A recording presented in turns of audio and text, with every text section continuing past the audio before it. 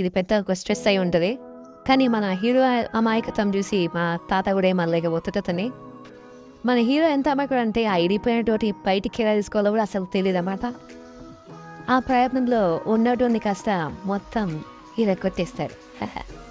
మన దగ్గర అస్సలు మ్యాజిక్ పవర్స్ లేదు కాబట్టి ఆ తాత మన హీరోని మొత్తం ఫిజికల్ ట్రైనింగ్ ఇస్తుంటాడు, బాడీ బిల్డర్ని చేస్తాడు అన్నమాట.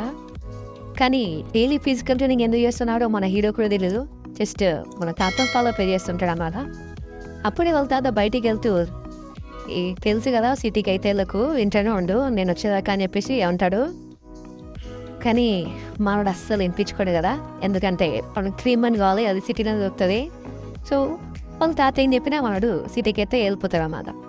అక్కడ సిటీలో ఎప్పటిలా అందరూ మ్యాజిక్ యూజ్ చేసుకొని పని చేస్తుంటారు. సో మనోడు అయితే షాక్ అవుతారు అన్నమాట. మ్యాజిక్ యూజ్ చేస్తాం కాదు, రెగ్యులర్గా చేసే పనులు కూడా